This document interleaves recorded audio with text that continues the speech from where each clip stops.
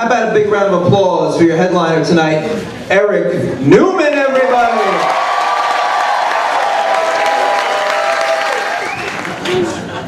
I went to the homeland for the first time last summer. That was fun, man. Israel, beautiful country. Fucking beautiful. Just so I know where my Jews are, I did a test. Okay, cool. I signed up for a bus tour from Tel Aviv to Jerusalem. 20 people on the tour. We get to Jerusalem, get off the bus, and the tour guide goes, okay, this is our first site. This is where Jesus had his last supper. And I was like, what the fuck? And the tour guide saw that I was confused, so he came up to me. He's like, hey, you Jewish? I'm like, yeah. He's like, what are you doing on a Christian tour? I'm like, I didn't know it was a Christian tour. I'm like, you have an Israeli accent. Are you Jewish? He's like, yes. I'm like, why are you a guide on a Christian tour? He's like, I go wherever the money is. I'm like, oh, you really are Jewish.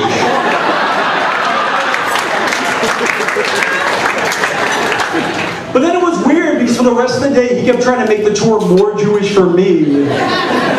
And all the other Christian people were getting pissed off. So right before we get back on the bus, at the end of the day, he goes, okay, everybody, this is our last sight of the day. This is where Jesus turned water into wine. Supposedly. And then he winked at me. I'm like, all right, that's super weird. Now 20 Christians hate me. My mom kept bitching about me going to Israel. She's like a super overprotective mom, as Mark pointed out several times. She'll text me when I'm out at night. She'll be like, call me as soon as you leave the bar.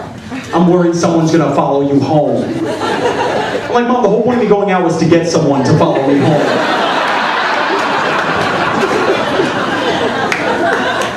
She'll call me in the middle of the night to make sure I got home okay, but if I don't answer the phone because I'm busy, she'll call one of my best friends looking for me.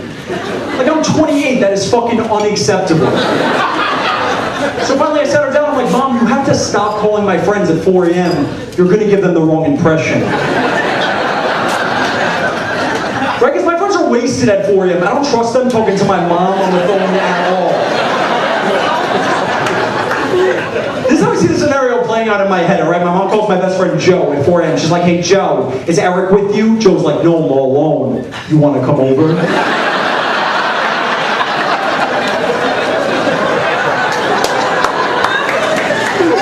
It's my worst fucking nightmare, guys. Literally my worst nightmare. I just found out my mom and I have the same therapist, which is kind of weird, right? But it's cool because like he's sworn to confidentiality. Like he can't even legally admit that he knows who my mom is. So sometimes I like to test him to see how professional he is. The other day I was like, oh, my mom's so overbearing, man. I can't take it. She's in therapy to get help, but she says her therapist is an unhelpful moron.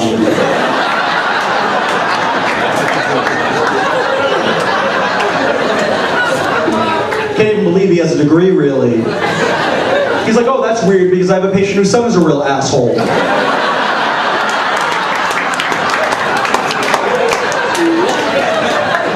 Touché, sir.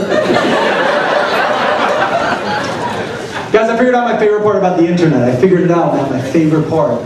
I love how when you type in a new password, it'll tell you how strong or weak the password is. And that's a really cool feature. I wish we could use that feature for everything in life. Like whenever I'm apologizing to my girlfriend for something. Baby, I'm really sorry I didn't call you back. I was busy. Weak. I was busy with my mom. Medium, that's a medium. I was busy with my mom picking out an engagement ring for you. Strong, that's fucking strong. This is what I realized, like you women have the power of the entire relationship. Entire relationship. Right up until the moment you want us to propose. That's why we take so long to do it. We like having the power for 1 second. Because really the second we propose, you get the power back. Right? I mean, we give you that ring and you might as well wear it on your middle finger, because the second you put it on, you're like, fuck you.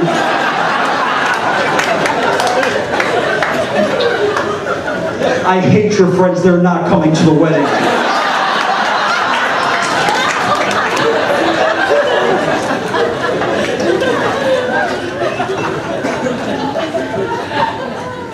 and my girlfriend were talking about the best way to die, which is a great fucking conversation. It's amazing. You should have it. And this is what she said. She goes, by far, the best way to die would be in the middle of an orgasm. Which is like kind of a good point, right? It is kind of a good point. But imagine how cocky I'd be.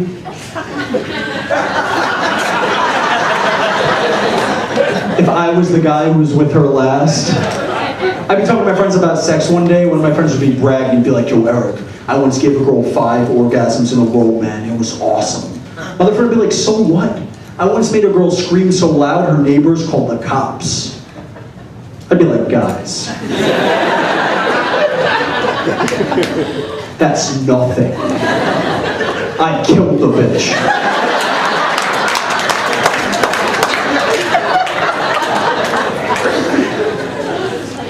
My girlfriend and I were dating for like 3 months, and she called me up one morning. She was so excited. She was like, Eric, I had a dream about you last night.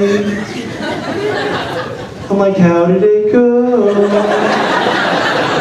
She's like, you and I were having the wildest, most amazing sex.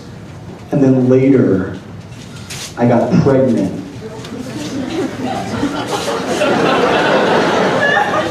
And we raised a baby together.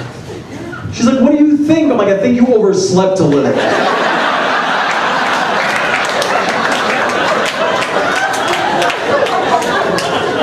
You set your alarm a little earlier next time. That was a perfectly good dream you were in.